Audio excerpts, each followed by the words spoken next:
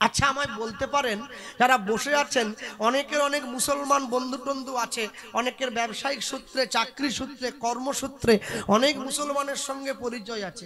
আচ্ছা মুসলমানদের ধর্মগুরু হযরত মুহাম্মদ, যাকে মুসলমানরা মানে হযরত মুহাম্মদ, আমার কাছে হযরত মুহাম্মদের একটা ছবি এনে কেউ দেখাতে পারেন? তাকে আমি ৫,০০০ টাকা দেবো। হযরত মুহাম্মদের ছবি একটা আমার চাই, বাজারে নেই, কিন্তু আপনি চাইলেও আনতে পারবেন না। কেন বলুন, কেন?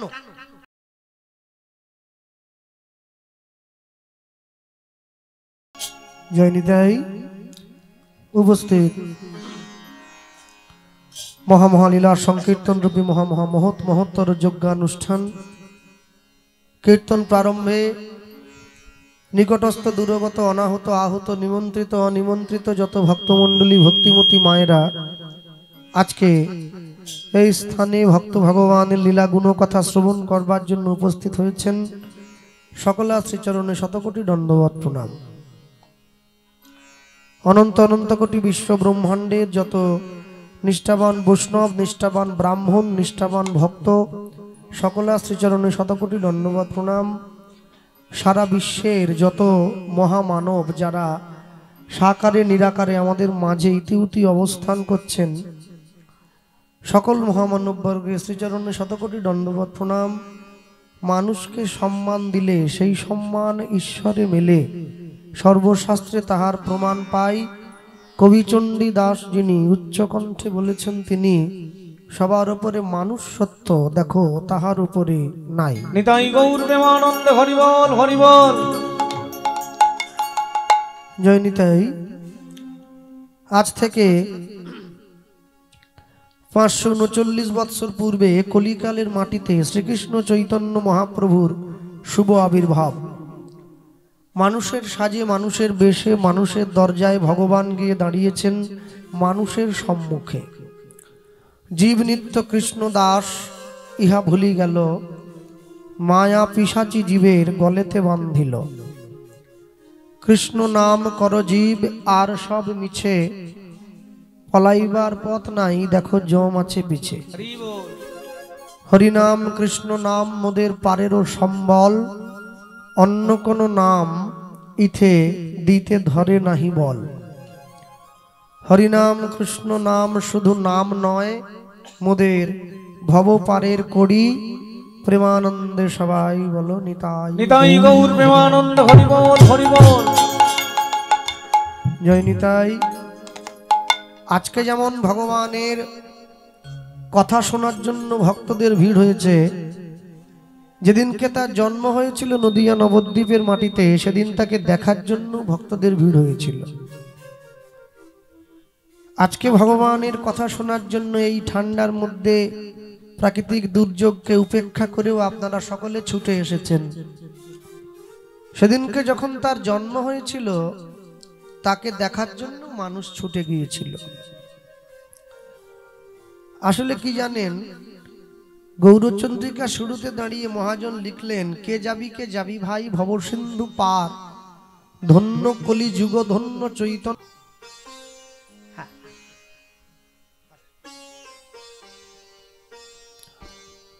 তো আমি আপনাদেরকে একটা কথাই শুধু প্রচার করব বারবার ধরে, যারা আজকে কীর্তন শোনার জন্য ছুটে এসেছেন, যারা বয়োজ্যেষ্ঠ জ্ঞানবৃদ্ধ ভক্তিপথ আশ্রয় করেছেন, ভগবানকে সেবা দিয়ে প্রসাদ পান, যারা এখনো ভক্তিপথ আশ্রয় করেননি কিন্তু মনে মনে একটা সন্দিগ্ধের মধ্যে পড়ে আছেন, এখনো গ্রহণ করব কি করব না, আচ্ছা বরণ পর্বটা হয়ে যাবে। বলুন, গৌরচন্দ্রিকা শুরুতে দাঁড়িয়ে আমরা শুনলাম, কে যাবি ভাই ভবসিন্ধু পার, ধন্য কলি যুগ ধন্য চৈতন্য অবতার।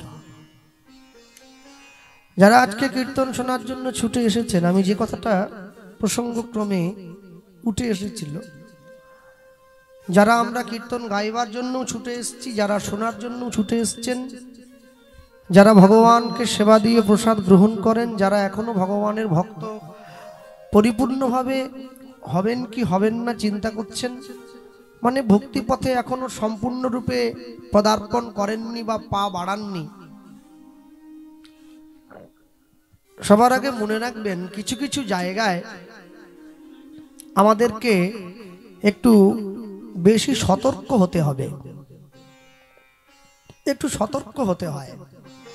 সতর্ক বলতে কিরকম, এখন যারা হরিনাম শোনার জন্য এখানে এসে ছুটে বসেছেন, আমি অনেক অনেক জায়গায় দেখি, অনেক অনেক মঠে মন্দিরে কীর্তন করতে গেলে, যে ধরুন আমাকে ডেকে নিয়ে যাওয়া হয়েছে একটা মন্দিরে কীর্তনের জন্য, আরো 5 জন বা 10 জন কীর্তনীয়া রয়েছেন। এবারে আমরা তো 2 ঘন্টার জন্য গেছি, তো আমাদেরকে যাওয়ার সঙ্গে সঙ্গে জল দিতে হয়, আজকেও কমিটি দিয়েছে। তো আমাদের জন্য দোকান থেকে ভালো ভালো বোতল জল আনা হয়, সিল করা জল, প্যাকেট জল, মানে খোলা জল তো দেওয়া যাবে না, তাই প্যাকেট জল দিচ্ছে। এবারে ভালো ভালো বিসলেরি, অ্যাকোয়াফিনা, ভালো ভালো জল। এখন আমরা সেই প্যাকেট জলের বোতলটা টপ টপ করে সিলটা কেটে জলটা খাচ্ছি, মানে আমিও খাচ্ছি। এখন দেখা গেল ঠিক সামনেই মন্দিরটা রয়েছে, পাশেই আমার থাকার ব্যবস্থা। মন্দিরের যিনি পুরোহিত, যিনি ভগবানকে সেবা করেন, তার সঙ্গে একজন গ্রামেরই মা রয়েছেন তাকে সাহায্য করার জন্য। সব সময় ঠাকুর মশাইয়ের কখন কি লাগবে একজন থাকলে ভালো হয়। তো ঠাকুর মশাই হঠাৎ করে সেই মাকে বলছেন, মা ভগবানের সেবার জল শেষ হয়ে গেছে, একটু জল নিয়ে এসো। তো ওই সামনে একটা কলসি আছে, বুঝলেন? তো মা কি করলেন, চট করে সে কলসিটা নিয়ে গিয়ে পাড়ার কল থেকে টিপে 1 কলসি জল নিয়ে এসে ঠাকুর মশাইকে দিয়ে দিলেন। এই জায়গাগুলোতে আমাদেরকে একটু সতর্ক হতে হবে। কিরকম, আমার জন্যে আপনি প্যাকেট জল আনলেন, আর যে মন্দিরে ভগবান নিজে বসে আছে, যাকে কেন্দ্র করে এত বড় উৎসবের আয়োজন করা হয়েছে, তাকে কল থেকে জল টিপে এনে চট করে কলসিটা বাড়িয়ে দেওয়া হচ্ছে। তাহলে কোথাও যেন মনে হয়ে যাচ্ছে না যে ভগবানের মাহাত্ম্যটা, তার মাধুর্যটা একটু ছোট করে দেখছি আমরা। এই জায়গাটা বড় কষ্টদায়ক, এটা আমি খুব নিপুণভাবে লক্ষ্য করেছি। হ্যাঁ, খুব নিপুণভাবে। এ কথা কোনো বইতে লেখা থাকে না, নেই, এটা নিজের অনুভব থেকে আমি কথাটা বললাম। আমি অনেক মানুষকে দেখেছি হরিনামের আসনে বসে, কীর্তনের আসনে বসে চিপস খায়, পাঁপড় খায়, পপকর্ন খায়, তাই না? ছেলে মেয়েরা বাজার থেকে কিনে আনে, খায় না? তাহলে হরিনামের আসনে বসে আমরা চিপস খাই, কিন্তু আমি কীর্তন গাইতে গাইতে বলি যেইখানে হয় হরিনাম সংকীর্তন, সেটাই শ্রীধাম বৃন্দাবন। হ্যাঁ, তোমরা হাত তোলো, হরি বলো। বলার সঙ্গে সঙ্গে যে পাঁপড় খাচ্ছিল, ফট করে পাঁপড়ের প্যাকেটটা কোলের উপর রেখে দিয়ে হাতটা তুলছি। বৃন্দাবন, মুখে যদি বৃন্দাবন বলে বললে, তাহলে বৃন্দাবনকে বৃন্দাবনের মতো করে একটু সম্মান করো। হ্যাঁ, বৃন্দাবন পপকর্ন খাওয়ার জায়গা নয়। বৃন্দাবনে বসে ভগবানের নাম শুনতে বসে সেই জায়গাতে ঝুরি ভাজা, বাদাম ভাজা, ঝাল মুড়ি, মশলা মুড়ি, কেউ কেউ আবার পেঁয়াজিও খায়। বলে হরিনাম শুনতে বসছি বলে কি পেঁয়াজি খাবো না? তুমি খাও, আমি না বলছি না, আমি বলবো না আমার কথা, তুমি পেঁয়াজ ছেড়ে দাও। হ্যাঁ, তুমি খাও, কিন্তু তুমি যে খাচ্ছ, তুমি যে পেঁয়াজি খাচ্ছ, দেখবেন 3 দিন কীর্তন হওয়ার পর জায়গাটা দেখবেন কত ঠোঙা প্যাকেট সব পড়ে আছে। হ্যাঁ, কেন জানেন? মনে রাখবেন, ঈশ্বরের মহিমাটা কোথাও যেন একটু ক্ষুণ্ণ হয়ে যাচ্ছে আমাদের কাছে, একটু গৌণ করে দেখছি। আমি এমনও অনুষ্ঠানে গিয়েছি যেখানে নেতা মন্ত্রী সব বড় বড় উচ্চপদের অফিসার তারা সব আসবেন, তারা আসবেন বলে তাদের জন্য ভিআইপি সব ব্যবস্থা বন্দোবস্ত রাখা হয়েছে। আচ্ছা, ভগবানের থেকে বড় ভিআইপি এই আসরে কে আছে? ভগবানের থেকে বড় ইম্পর্টেন্ট পার্সন এই হরিসভায় কে আছে? আমার তো মনে হয় না কেউ আছেন বলে। যদি কেউ ভিআইপি থাকেন তো তিনি আছেন। তো তার বসার জায়গা মাটিতে, আর আমি একটু ভিআইপি বলে আমার বসার জায়গা একটু উঁচু জায়গায়, এটা ভগবানের সঙ্গে বিচারিতা হয়ে যাচ্ছে না? এটা ভগবানের সঙ্গে একটু ছলনা হয়ে যাচ্ছে। মনে রাখবেন, ঈশ্বরকে ভালোবাসতে গেলে, ঈশ্বরের প্রতি অনুরক্ত হতে গেলে না, অন্তরকে একটু পরিশুদ্ধ করতে হয়। শুধু ভজন করবেন, সাধন করবেন। আমার গুরুদেব বলতেন, বলে জানো কৃষ্ণ, যদি লুকিয়ে লুকিয়ে নাম করো, লুকিয়ে লুকিয়ে ভজন করো, একে কপটতা বলা হয়, কপট ভজন। কপট ভজন মানে শুধু আমি খাবো আর বাকিরা উচ্ছন্নে চলে যাক, একে কপট ভজন বলা হয়। মানে শুধু আমার প্রাপ্তি হবে, তোমাদের হবে না, এ ভজনটা নয়। তুমি যেভাবে ঈশ্বরকে ভালোবাসো, তোমার সেই মনের ভাব তুমি জগৎজীবের মধ্যে ছড়িয়ে দেবে, তবেই তো ভজন সার্বজনীন হবে, তবেই তো মানুষ ঈশ্বরের প্রেম সম্পর্কে যথেষ্ট উপলব্ধি করতে পারবে। তাই শুধু নিজে ভজন করবেন, নিজে প্রসাদ পাবেন, নিজে ভগবানকে ডাকবেন, এই নীতি নিয়ে দয়া করে কেউ চলবেন না। আমি বলবো এই চলনের সঙ্গে সঙ্গে একটু রুচিটাও আনবেন। রুচিটা উন্নত হলে, রুচি বলতে ঈশ্বরের প্রতি অনুরাগটা একটু উন্নত হলে তার প্রতি মানসিকতাটাও একটু উন্নত করা যায়, তার প্রতি একটু মানসিকতাটাও ভালো আনা যায়। আমি এটাই বললাম, কে যাবি ভাই ভবসিন্ধু পার, ধন্য কলি যুগ ধন্য চৈতন্য অবতার। আজকে এখানে কীর্তন হচ্ছে সিদ্ধা পূর্ব মেদিনীপুর। তো আজকে কীর্তন তো একা কারো পয়সায় হবে না, সবার কাছ থেকে একটু একটু করে সাহায্য চেয়ে নিয়ে হরিনাম হচ্ছে, ভগবানের নাম হচ্ছে। আশ্চর্য কি জানেন, দেখবেন এই যে ভগবানের নাম হচ্ছে, সবার কাছ থেকে ভিক্ষা করে মাধুপুরি করে। তো আপনাদের এই সিদ্ধা গ্রামে, এই গ্রামে একজন গরিব মানুষ বাস করে, যার অর্থ সামর্থ্য মোটেই নেই, খুব কম। তো এই কমিটির বাবুরা গিয়ে তার সামনে দাঁড়িয়ে বলছেন যে কি বাবা, দাদা, তাহলে আমাদের গ্রামে তো কীর্তন হবে, তো তুমি কিছু সাহায্য করো। হ্যাঁ, সিদ্ধা চৈতন্য মহোৎসব, আমরা অচৈতন্য হৃদয়ে জাগাবো চৈতন্য, তাই জন্য এনে বসিয়েছি শ্রী চৈতন্য, তো তুমি একটু সাহায্য করো। তাই সিদ্ধা গ্রামের পাশে একটা নদী আছে জানেন, তো ওই লোকটার কাজই হচ্ছে প্রত্যেক দিন ওই নদীটা এপার ওপার করে দেয়া, মানে ওর নৌকোর মাঝি আর কি।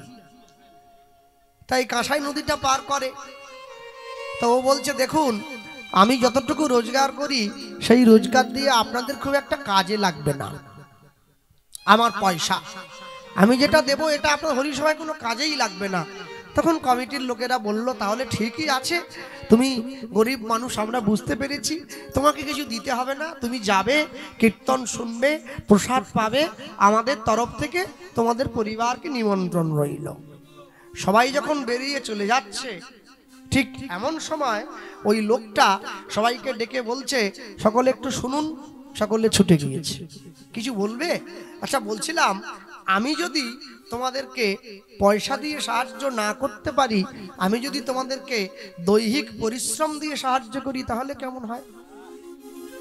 তখন কমিটির লোকেরা বলছে, তুমি আর কি শ্রম দেবে ভাই, মাইকালা মাইক আনবে, প্যান্ডেলওয়ালা প্যান্ডেল নিয়ে আসবে, পূজারি ঠিক করা হয়েছে রান্না করার জন্যে, তুমি কি পরিশ্রম দেবে? বলে, না, ওইসব তো লোক আছেই, আমি তোমাদেরকে পরিশ্রম দেব। কি পরিশ্রম জানো? লক্ষ্য রাখবে, যে কদিন আমাদের গ্রামে কীর্তন হবে, ওই কদিন নদীর ওপার থেকে যত মানুষে আমার গ্রামে কীর্তন শুনতে আসবে, আমি সবাইকে বিনা পয়সায় পারাপার করে দিব। তখন কমিটির লোকেরা, তার মধ্যে থেকে একজন বয়স্ক লোক বলছে, আচ্ছা, যত লোক কীর্তন শুনতে আসবে সবাইকে তুমি বিনা পয়সায় পার করে দেবে, তাই এই সুযোগে তো কোনো গুন্ডা বদমাশও চলে আসতে পারে, তুমি কি করে বুঝবে ও কীর্তন শুনতে আসছে না গুন্ডা বদমাশগিরি করতে আসছে?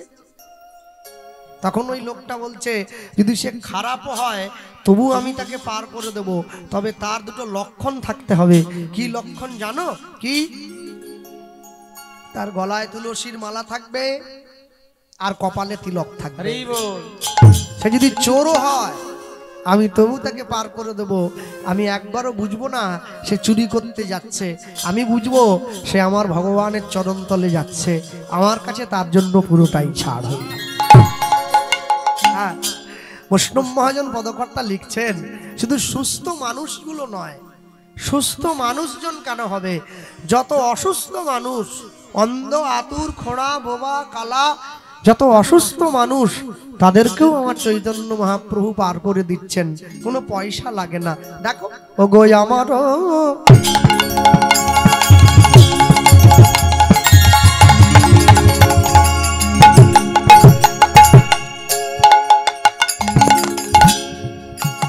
ও গো আমার চৈতন্যের ঘাটে পেশাকটা বাড়িয়ে রাখো।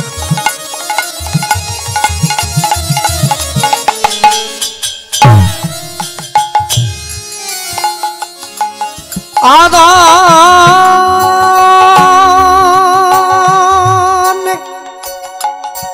আদান খেয়া বয় খেয়া বয় খেয়া বয়। হ্যালো হ্যালো হ্যালো, বেশ করে আমার বাড়িয়ে রাখো।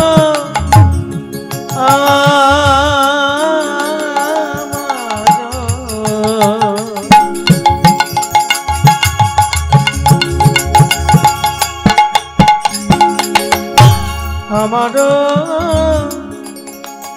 চৈতন্যের ঘাটে ছুটে যায়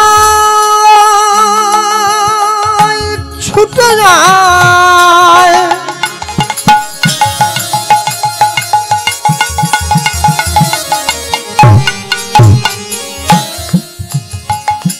ছুটে যায় ছুটে যায় ছুটে যায় ছুটে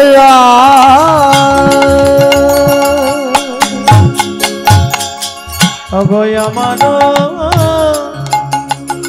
চৈতন্যের ঘাটে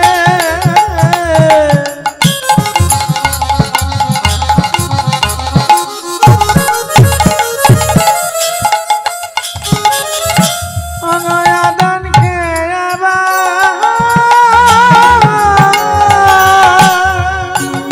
এইবার লিখলেন, ওগো জড় অন্ধ আতুর সব অনায়াসে পার হয়। অগজর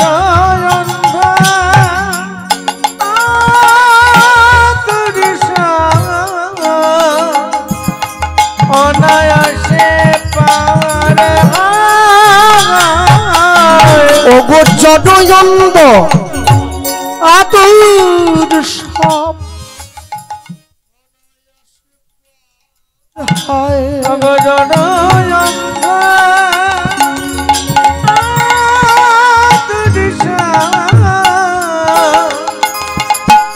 অনায়াসে পার সে যে লয়ে হরি নামের তরি সে যে লয়ে হরি নামের তরি সে যে লয়ে হরি নামের তরি সে যে লয়ে হরি নামের তরি ও যে নদীয়াতে অবতরি সে যে লয়ে হরি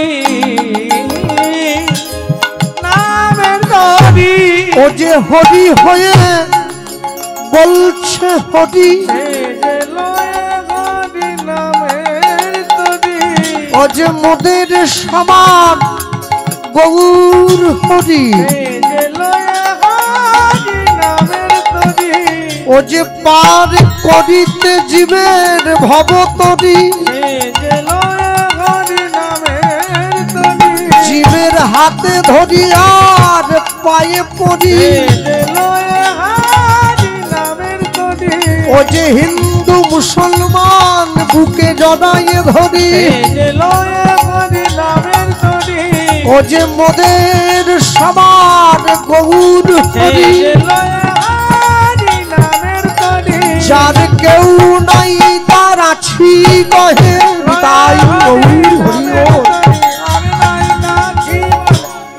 হরি নামের তরি লয়ে হরি নামের তরি অগ জনয়ন্ধ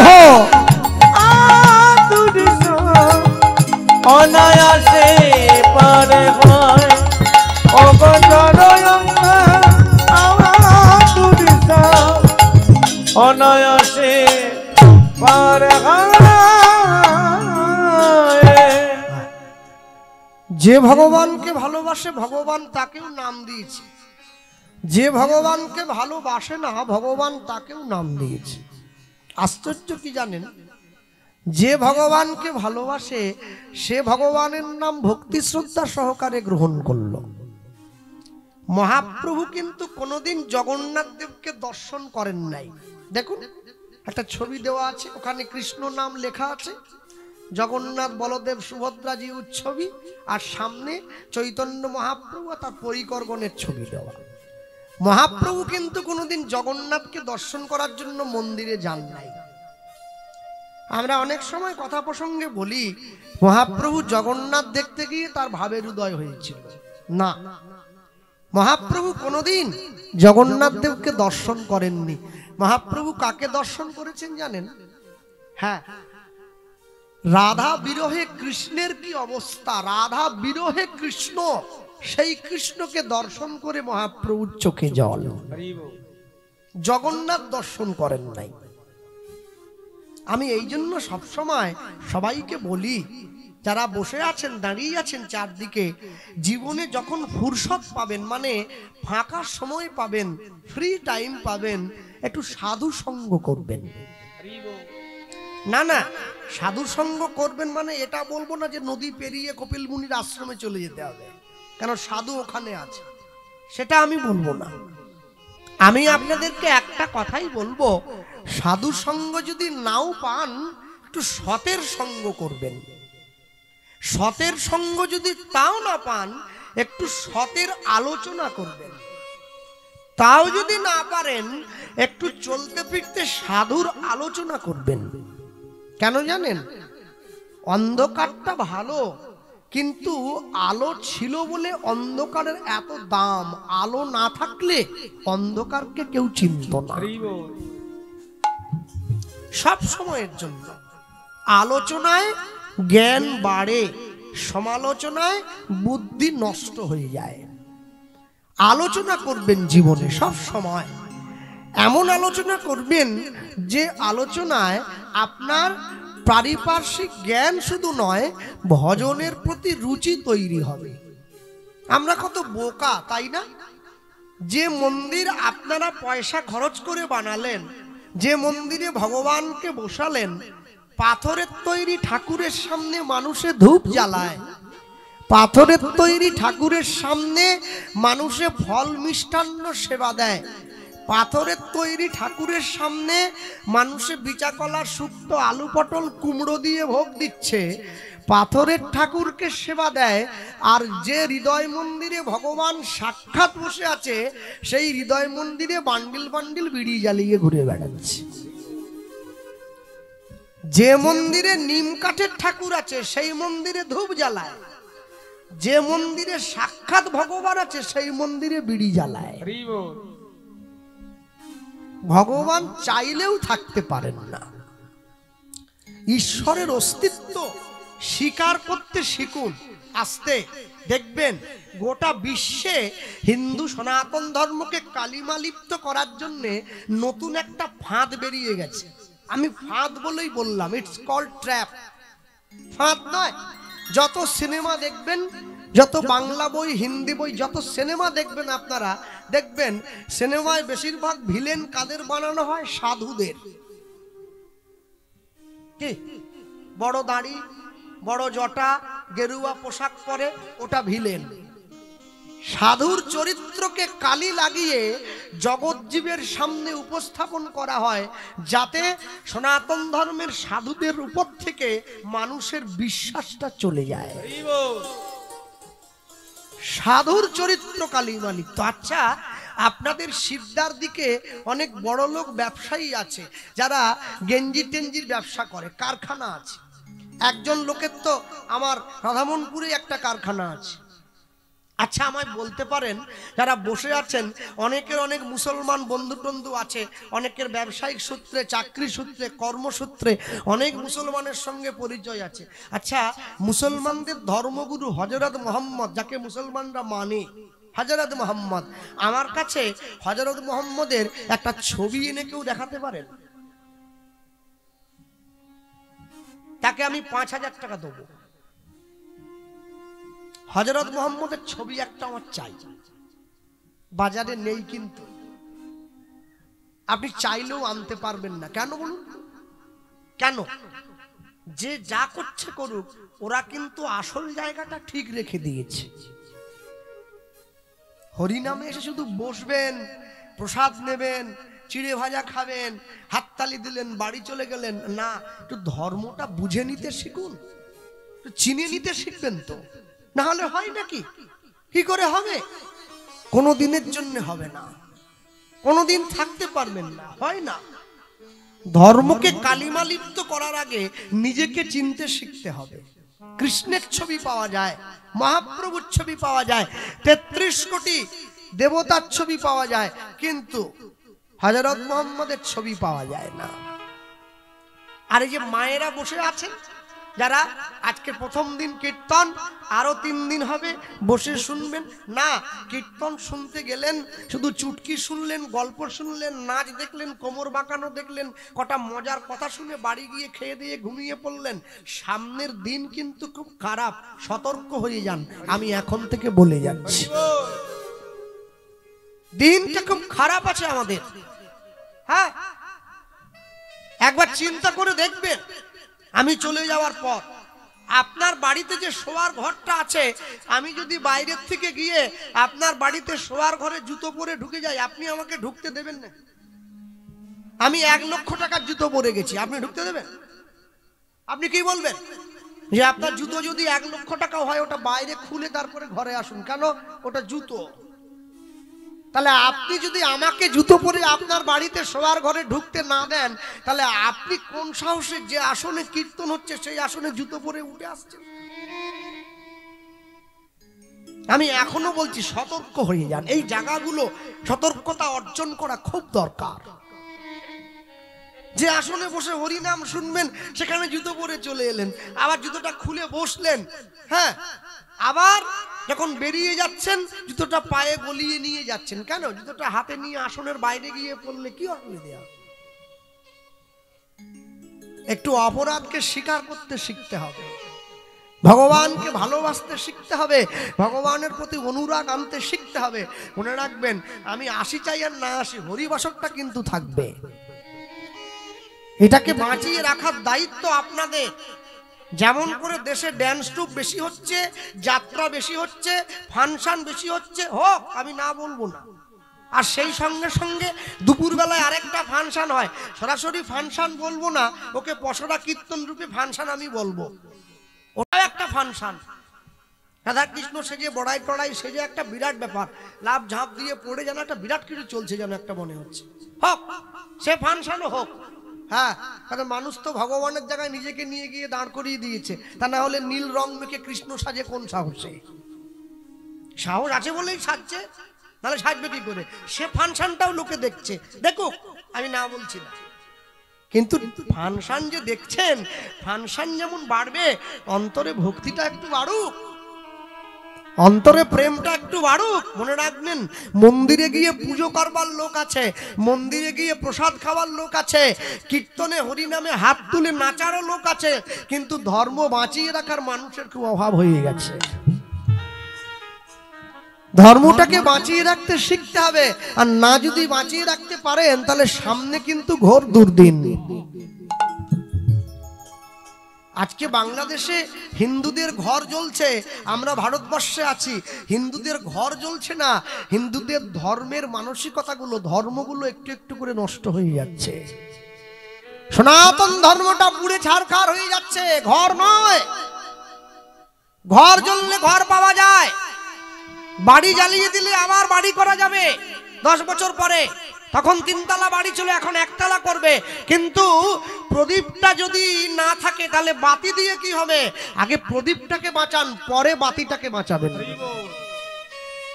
মানুষ বড় আশ্চর্য, কেউ যদি মানুষকে মিথ্যে বলে মানুষ সেটা কত সহজে বিশ্বাস করে, আর কেউ যদি মানুষকে সত্যি বলে সত্যিটাকে বিশ্বাস করবার জন্য মানুষকে প্রমাণ দিতে হয়। বলে আগে প্রমাণ দাও তারপরে বিশ্বাস করো। আমাদের জীবনের সব থেকে বড় দুর্দৈব এটা হয়ে দাঁড়িয়েছে। কেন? আপনি দুপুরবেলায় ভগবানের প্রসাদ পান, রাত্রে গিয়ে বাড়িতে মাছের ঝোল দিয়ে ভাত খান, রাত্রিবেলা মন্দিরে গিয়ে প্রসাদ পান, দুপুরবেলা ঘরে গিয়ে ডিমের ঝোল দিয়ে ভাত খেয়ে এসছেন। লজ্জা করে না আপনার? আপনি যে পেটে ভগবানের প্রসাদ নেবেন সেই পেটে ওই দিন দুপুরবেলা ডিমের ঝোল খাচ্ছেন। যে পেটে দুপুরবেলা ভগবানের প্রসাদ নিয়ে গেলেন সেই মুখে সেই পেটে ওই দিন রাত্রিতে মাংসের ঝোল দিয়ে ভাত খাচ্ছেন। কেন? একটা রাত বাদ দিন না। একটা রাত যদি বাদ দিয়ে খান তাহলে অসুবিধা কি আছে? কথাগুলো শুনতে একটু কর্কশ তেতো লাগছে আমি জানি, কারণ যারা খায় তাদের খারাপ লাগবে। মা তো এসে ছেলে তো বড় চাকরি করে, ছেলে আসেনি, মা একা এসেছে। আর মা এসে সামনে একটা কৌটো পেতে দিয়েছে, বলে আমার ছেলের জন্য দিয়ে দাও। তো কমিটি দেখলো ওনার ছেলে ভালো দক্ষিণা দেয়, ভালো চাঁদা দেয়, আমাদের কীর্তনে ছেলের জন্য প্রসাদ দিয়ে দিয়েছে, যা ছিল মহোৎসবে সব দিয়েছে। এখন আশ্চর্য কি বলুন তো, মা গিয়ে ঢাকা দিয়ে সব রেখে দিয়েছে আর অন্যটায় জল দিয়ে রেখেছে। আর ছেলে যখন সন্ধ্যেবেলা ডিউটি করে ফিরে এলো, যেই সবজিটায় হাত দিচ্ছে, যেই ব্যঞ্জনে হাত দেয়, ওটাই নষ্ট হয়ে গেছে। শুক্তো, কুমড়ো, বেগুন ভাজি, বেগুন সব নষ্ট হয়ে গেছে, কিছু মুখে দেওয়া যায় না। যখন ছেলে মাকে বলছে, মা সব সবজি যে খারাপ হয়ে গেল, কি করে খাবো? মা বলছে, ভাতটা ঠিক আছে তো? বলে হ্যাঁ ওটা ভালো, জল দেওয়া আছে তো। মা তখন বলছে, তাহলে ভাত যদি ভালো আছে একটা কাজ কর, ভাতে জল দিয়ে রেখেছি, একটা পেঁয়াজ কেটে দিচ্ছি, একটা ডিম ভেজে দিচ্ছি, টপ করে খেয়ে নে। মা একবারও চিন্তা করলো না যে এই ভাতটা আর আমাদের বাড়ির ভাতটা এক নয়, ভগবানের ভোগ হয়েছে। হ্যাঁ, আগুন নিয়ে খেলা করতে গেলে আগুন কিন্তু আপনার হাত পুড়িয়ে দেবে, আগুন বুঝবে না যে আপনি না বুঝে ওতে হাত দিয়েছেন। আমি সাবধান করে গেলাম সবাইকে পুনরায়। আমি জানি না আমার কণ্ঠস্বর কতদূর পর্যন্ত যাচ্ছে মাইকের মাধ্যমে, সাবধান হয়ে যান সকলে। রামকৃষ্ণ পরমহংসদেবকে এক শিষ্য গিয়ে বলেছিল, ঠাকুর বিয়ে যদি করলেন তাহলে স্ত্রীকে নিয়ে ঘর করেন না কি জন্য? আপনি যদি সারদাকে বিয়েই করলেন তাহলে এক ঘরে থাকুন, এক খাটে ঘুমন। তাহলে বিয়ে যদি এক খাটে যদি থাকবেন না তাহলে বিয়ে করেছেন কিসের জন্য? রামকৃষ্ণ পরমহংসদেব মুখটা শুকিয়ে গেছে, শিষ্য মনে মনে ভাবছে এতদিন পরে একটা জাগা মতো প্রশ্ন করেছি, ঠিকঠাক জায়গায় দিয়ে দিয়েছি, দেখি কি উত্তর দাও। কিছুক্ষণ চুপচাপ থেকে রামকৃষ্ণ পরমহংসদেব বলছেন, জানো হ্যাঁ দুর্গার একটা ছেলে ছিল যার নাম কার্তিক। বলে হ্যাঁ ঠাকুর জানি তো। বলে কার্তিক একবার ইচ্ছে করে ওই কার্তিকের বাহন তো তীর ধনুক, ওই তীরের একটা ফলা দিয়ে একটা বেড়ালের গায়ে একটা আঁচড় দিয়ে দিয়েছিল। বলে তারপর? বলে তারপর আর কি, বিড়ালটা কাঁদতে কাঁদতে চলে গিয়েছে।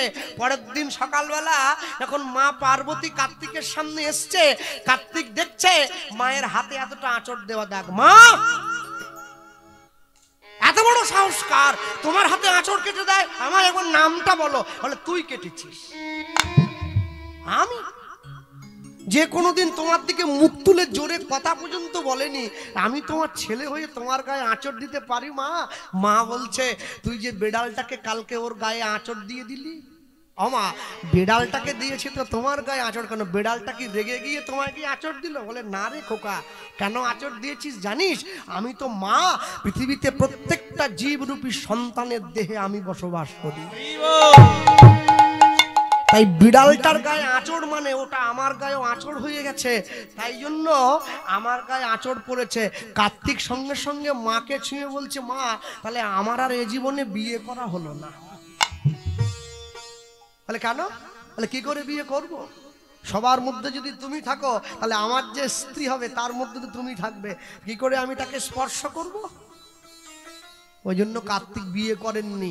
রামকৃষ্ণ দেব তার শিষ্যকে ডেকে বলছে, বুঝতে পারছিস আমি সব জীবে মাকে দেখি, তাহলে আমার ঘরে বউ হয়ে যে এসছে তাকে তো মায়ের চোখে দেখি, কি করে একসঙ্গে ঘর করব? শিষ্য ছুটে গিয়ে রামকৃষ্ণ দেবের চরণটা জড়িয়ে ধরেছে, ঠাকুর আমার অন্যায় হয়ে গেছে। মনে রাখবেন, ভারতবর্ষের সাধু হওয়া তো চারটিখানি কথা নয়।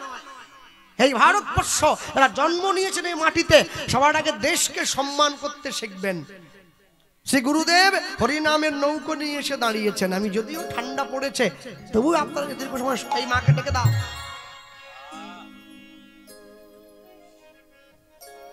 এটা আমার দিকে দেখো। হরিনামের নৌকা খানি শ্রী গুরু কান্দাদি উলুধ্বনি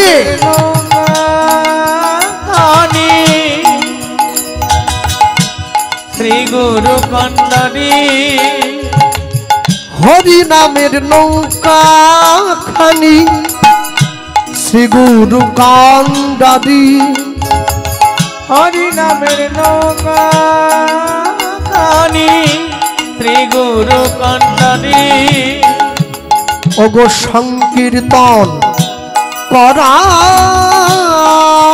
হলো দুবাহু প্রসাদী নিতাই গৌর হরিবল করায়লো দুবাহু প্রসাদী ওগো সংকীর্তন করা হলো দুবাহু প্রসাদী ভোগ সংকীর্ত করায়লো দুবাহু প্রসাদী সকল জীব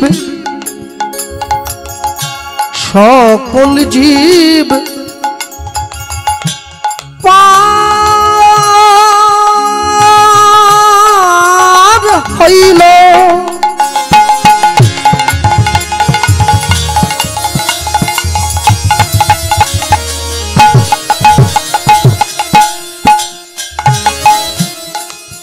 প্রেমের বাতাসে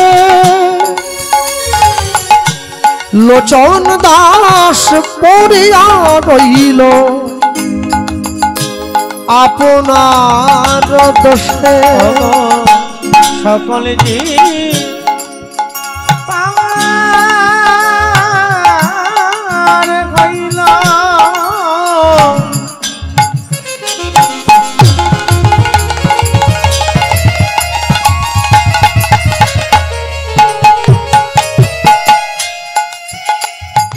প্রেমের বাতাসে বাতাসে অগলোচন দাস পাড়িয়া রইল আপনার দাসে অগলোচন দাস পড়িয়া রইল আপনার দোষে অগলোচন দাস পাড়িয়া রইল আপনার দোষে আমি এক মুখে বলতে নারি আমি এক মুখে বলতে নারি আমার নিতাই গৌরে লীলা মাধুরী আমি এক মুখে বলতে নারি আমি যতবার বলি ততবার হারি এক মুখে বলতে নারি আমি এক মুখে বলবো কত এক মুখে বলতে নারি আমি যদি বা বলি বছর শত নিতাই গৌর হরি বল যদি বলি বচন এক মুখে বলতে নারি এক মুখে বলিতে নারি অগলোচন দাস পড়িয়া রইল আপনার দোষে অগলোচন দাস পড়িয়া রইল আপনার দোষে সব জীব পার হইল প্রেমের বাতাসে প্রেমের বাতাসে লোচন দাস পড়িয়া রইল আপনার দোষে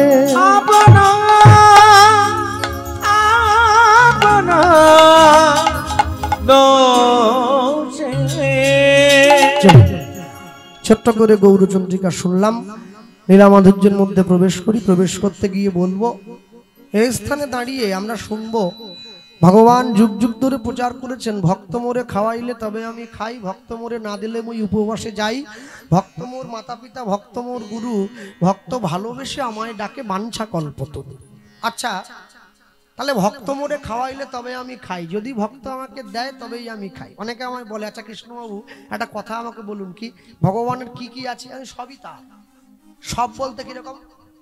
সব বলতে কিরকম?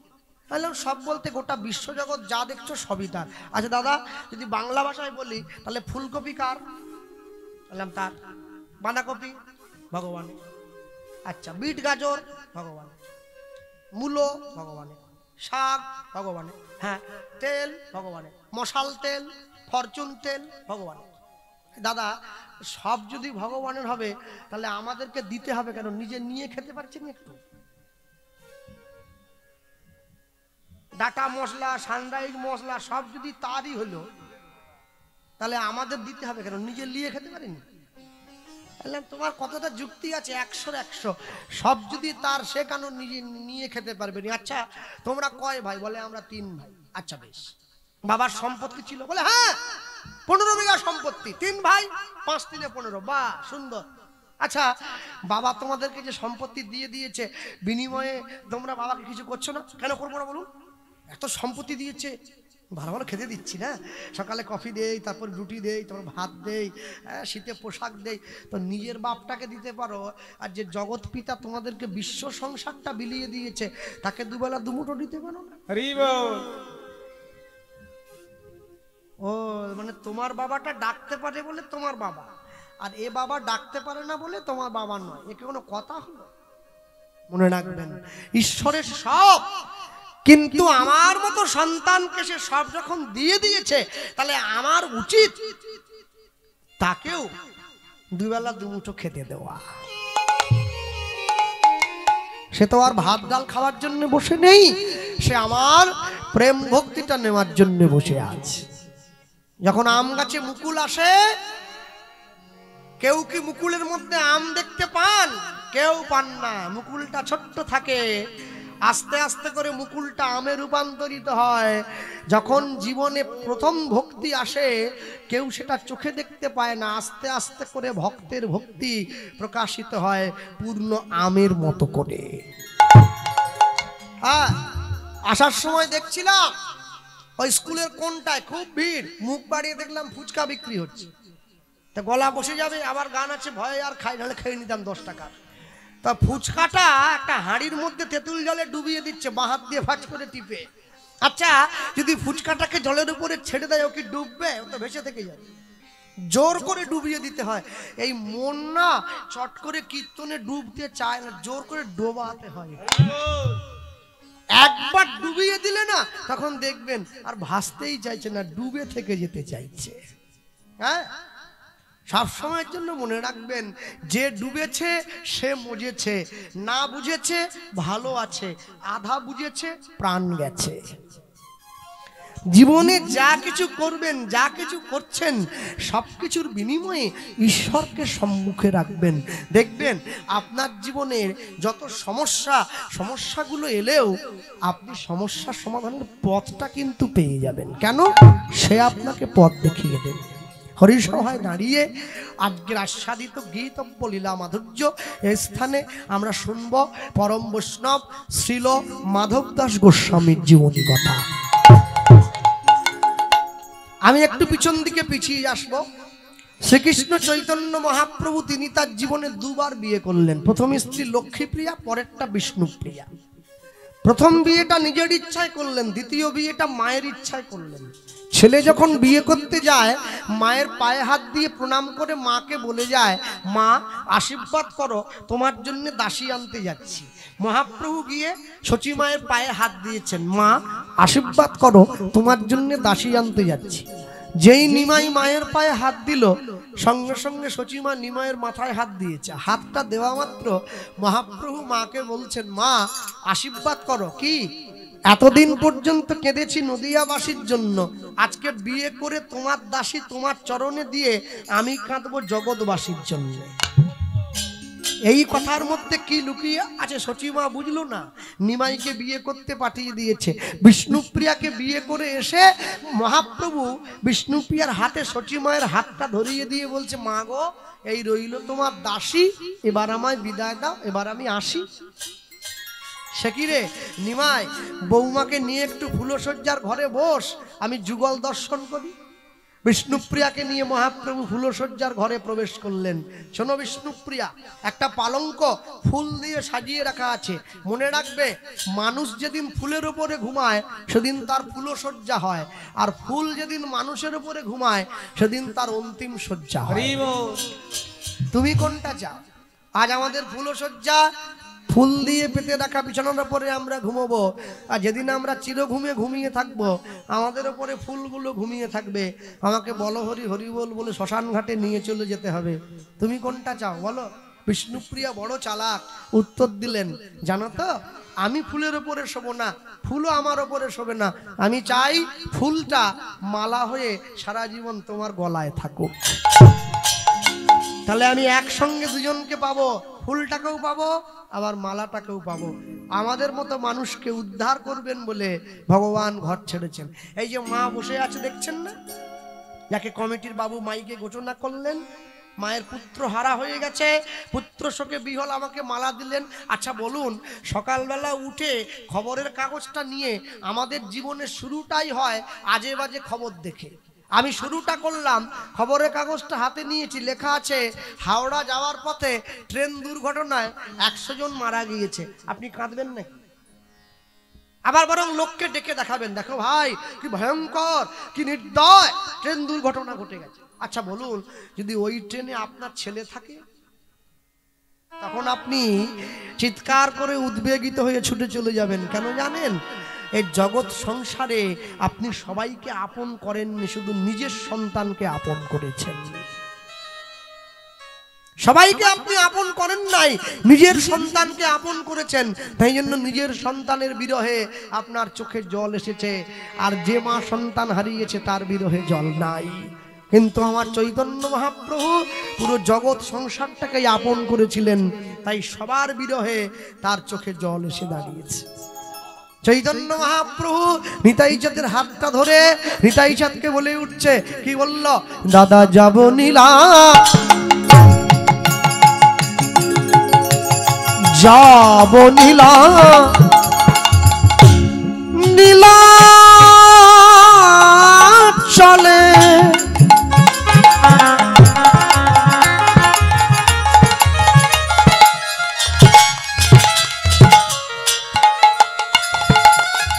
সেথায় জগন্নাথে, জগন্নাথের লীলা চলে। নিতাই গৌর হরি বল। লীলা চলে দাদা আমার,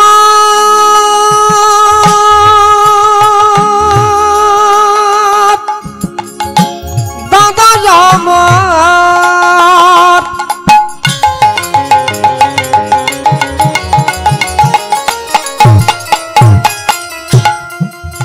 দাদা আমার, দাদা আমার, দাদা, দাদা আমার, দাদা যাব নীলা, নীলা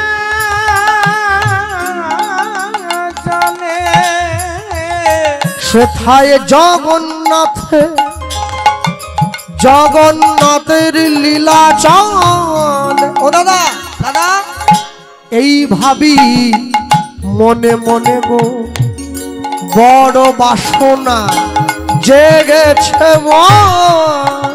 দাদা এই ভাবি মনে মনে মনে গো, বড় বাসনা জেগেছে মনে। দাদা নীলা চলে, লীলা চলে, দাদা নীলা চলে প্রভু, লীলা চলে ওগো যারা দেখে তারা বলে লীলা চলে প্রভুর লীলা চলে ওগো তারাই ভাসে নয়ন জলে রাধা লীলা চলে প্রভুর লীলা চলে ওগো জগন্নাথ কৃপা করো বলে রাধা লীলা চলে প্রভুর লীলা চলে ওগো ভাসে তারা নয়ন জলে রাধা লীলা চলে প্রভুর লীলা চলে মবলি রেখো তোমার চরণ তালে রাধা লীলা চলে প্রভুর লীলা চলে বলি জগন্নাথ কৃপা করো বলে নিতাই গৌর হরি বল